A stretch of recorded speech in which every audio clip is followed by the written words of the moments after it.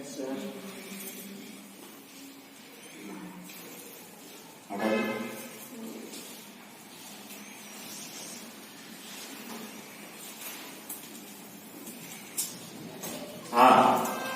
अब हम चलते हैं ओम के नियम पर। क्या टॉपिक है? ओम का नियम।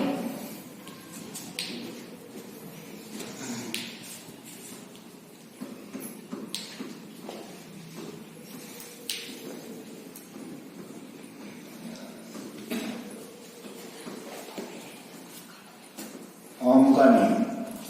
ओम का नियम क्या होता है? किसी भी चालक तार की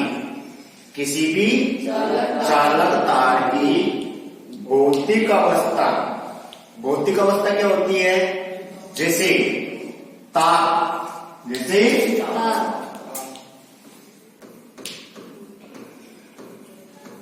भौतिक अवस्था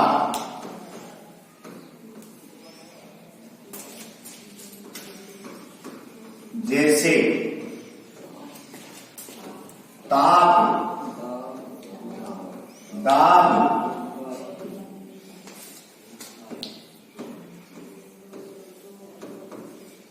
लंबाई, क्षेत्रफल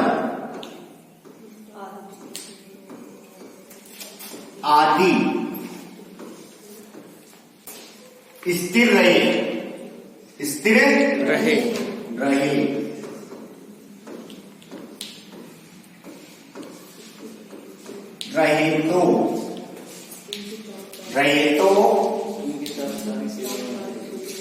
स्थिर रहे तो चालकता का विभवांतर उसमें प्रवाही धारा के समानुपाती होता है।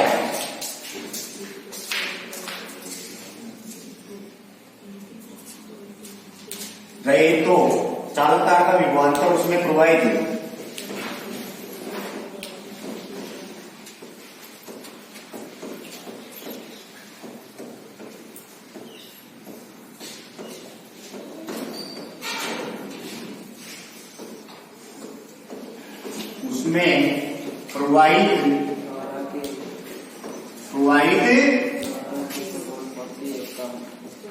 धारा के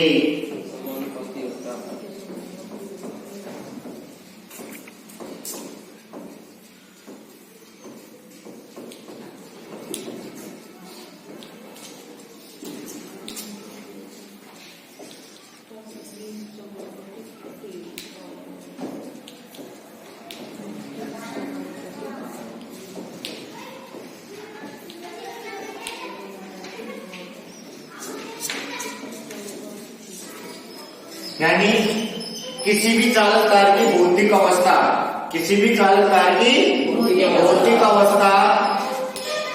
जैसे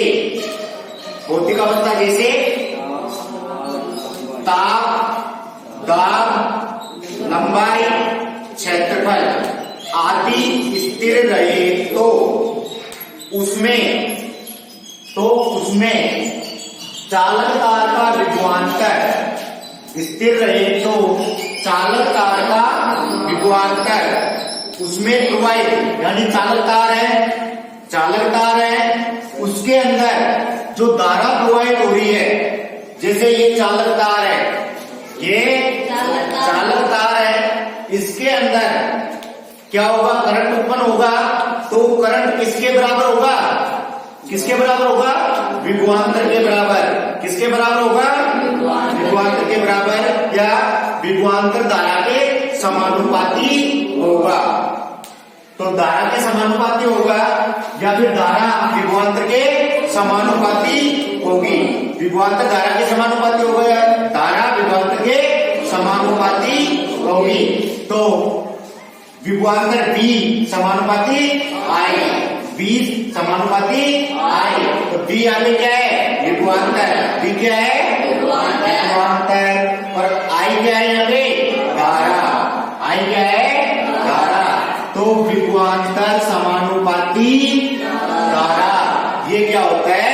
ओम का नियम होता है। यानी भौतिक अवस्था ताप, दाब, लंबाई, क्षेत्रफल आदि स्थिर रहे। तो चालक तार का विभवांतर, उसमें जो करंट उत्पन्न हो रहा है, जो धारा उत्पन्न हो रही है, वो इसके समानुपाती, किसके समानुपाती होगा? विभवांतर के। किसके समानुपाती होगा? विभवांतर के। तो विभवांतर समानुपाती धारा, ये क्या कहलाता है? ओम का नियम। क्या कहलाता है? ओम का नियम। अगर किसी ने नहीं लिखा तो लिख सकते हो।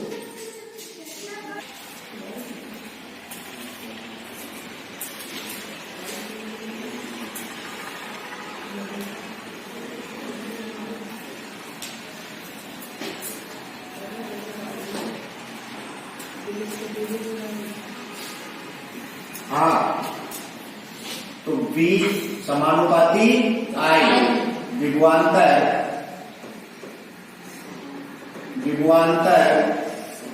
समानुपाती धारा। V बराबर IR। समीकरण नंबर 1। ओम के नियम की समीकरण नंबर 1। तो R यहाँ पे क्या है? स्थिरांक। प्रतिरोध का स्थिरांक।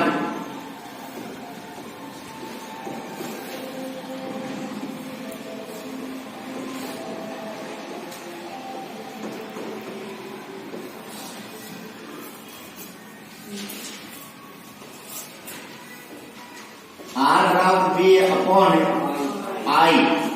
समीकरण नंबर 2। समीकरण नंबर 2। अब तीसरी है I बराबर V अपॉन R।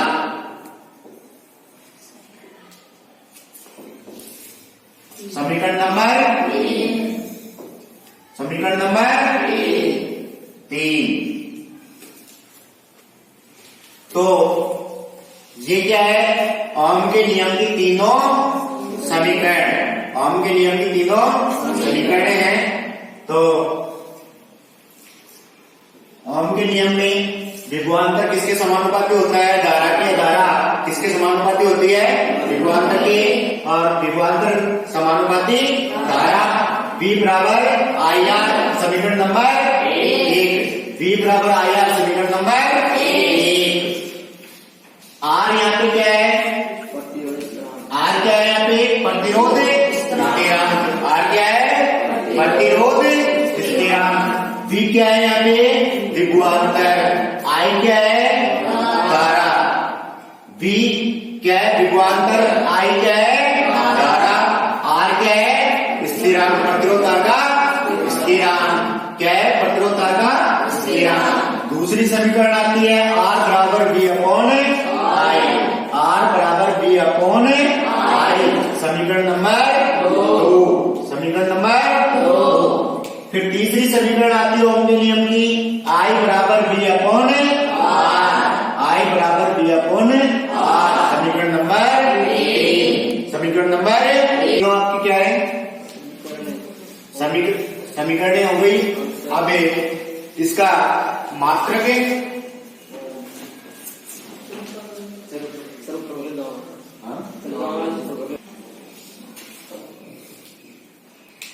प्रतिरोध आ रहा है। तो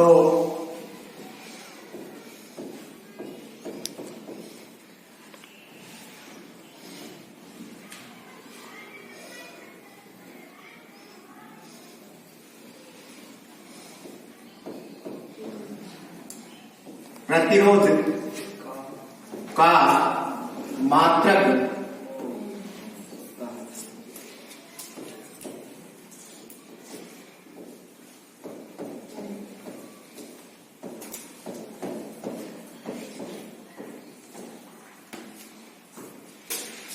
प्रतिरोध तार, यानी प्रतिरोध तार में प्रतिरोध का मात्रक क्या होता है? ओम होता है। तो ये आपको क्लियर है? कोई दिक्कत? ओम का नियम पूरा कंप्लीट है। फिर से वापस से हम एक बार परिभाषा देख सकते हैं।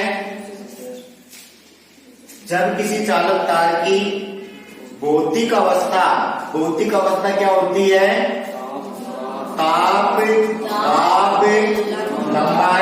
क्षेत्रफल आदि क्या रहे, स्थिर रहे, क्या रहे, स्थिर रहे, तो चालक तार के सिरों के मध्य उत्पन्न विभवांतर का मान उसमें प्रवाहित धारा के समानुपाती होता है, प्रवाहित धारा के समानुपाती होता है। तो प्रवाहित धारा के समानुपाती होता है तो V क्या है यहाँ पे, V समानुपाती I, V समानुपाती I, तो V विभवांतर समानुपाती धारा, विभवांतर समानुपाती धारा, विभवांतर समानुपाती धारा। अब आते हैं ओम के नियम की समीकरण है, तो V बराबर IR, V बराबर IR, तो समीकरण नंबर 1, V यहाँ पे क्या है, विभवांतर, V क्या है यहाँ पे, विभवांतर, I क्या है यहाँ पे, धारा, I क्या है, धारा, और R क्या है यहाँ पे, प्रतिरोध तार का स्थिरांक, प्रतिरोध तार का स्थिरांक, R यहाँ पे क्या है, प्रतिरोध तार का स्थिरांक। R बराबर B अपॉन I, R बराबर B अपॉन I, समीकरण नंबर 2, समीकरण नंबर 2। तीसरी समीकरण होती है I बराबर B अपॉन R, I बराबर B अपॉन R। वैसे सभी के अंदर एक ही है, तो I का मतलब तो क्या होता है यहाँ पे, धारा, I का मतलब क्या होता है, धारा, V का मतलब क्या होता है यहाँ पे, क्या होता है, विभवांतर, और R का मतलब है प्रतिरोध तार का स्थिरांक, प्रतिरोध तार का स्थिरांक या प्रतिरोध तार। ठीक है, समीकरण नंबर 3, समीकरण नंबर 3, प्रतिरोध का मात्रक है ओम, जिसको प्रतीक भी मैंने आपको बताया है, प्रतीक ओम का ये होता है। तो प्रतिरोध तार का मात्रक क्या होता है बेटा, ओम। तो क्लियर, किसी को दिक्कत, क्लियर।